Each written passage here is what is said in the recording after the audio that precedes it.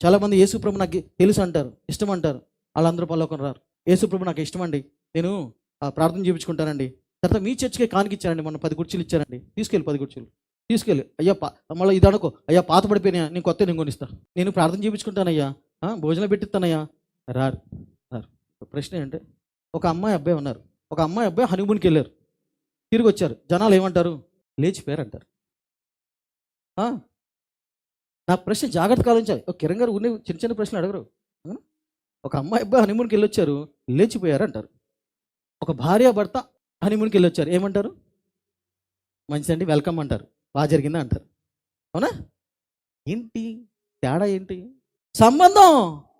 సంబంధం భార్య భర్తకు ఒక సంబంధం ఉంది. ఈ అమ్మాయి అబ్బాయికి సంబంధం లేదు, చేసిన పని ఒకటే. కానీ ఇక్కడ సంబంధం బట్టి మెచ్చుకుంటారు, సంబంధం లేని కనుక వదిలేస్తారు. అలాగే నా యేసయ్య ఇష్టం అంటే కుదరదు, నచ్చాడంటే కుదరదు, నేను ప్రార్థన చేయించుకుంటే కుదరదు, 4 కుర్చీలు ఇచ్చాను, అట్టుగా గెలిచ్చాను, భోజనాలు పెట్టాను అని కుదరదు. నేను యేసయ్యని తలుచుకుంటానయ్యా రాత్రిపూట, పగటిపూట ఏమైంది? ఆఖరికి యేసయ్యని నమ్ముకున్నానయ్యా, నాకు స్వస్థత వచ్చింది అని పనికిరాదు. అయ్యా యేసయ్య నాకు ఒక్కసారి తలనొప్పి వచ్చింది, అయ్యా ఏసయ్యా ఏసయ్యా ఏసయ్యా తలనొప్పి అన్నాడు, ఏసు రక్తమే జీవం అనుకున్నాడు, తగ్గిపోయింది అన్నాడు. అది కూడా కాదు.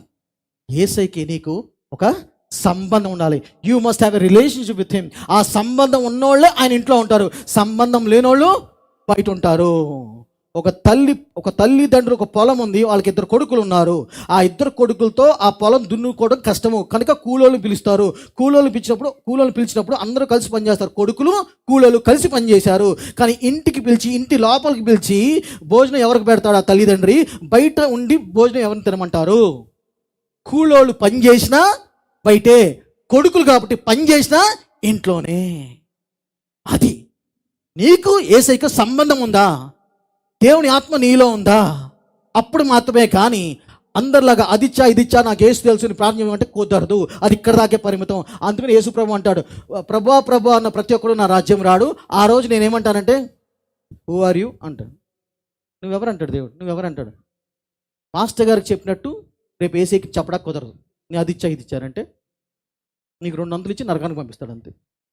నువ్వు 10 ఇచ్చావా, నేను చాలా మంచివాడు, నీకన్నా నీకు 100 కుర్చీలు ఇస్తా, కుర్చీలు వేసి కూర్చోపర్లేదు నరకం అంటాడు. సింపుల్. అందుకనే యేసయ్యని, యేసు ప్రభుని ఎందుకు నమ్మాలి, దేనికి నమ్మాలి? ఆయన దేవుడా కాదా మీరు ఆలోచించే నమ్మండి. ఊనే కాదు. ఎందుకు చెప్తానంటే, ఎవరికైనా కళ్ళ ముందు ఒక యాక్సిడెంట్ అయ్యి ఇల్లు కాలిపోతూ మనుషులు ఉంటే దాంట్లో మీరు చూడలేరు. అవునా కదా? అంత కఠినాత్మలు మీరైతే కాదు.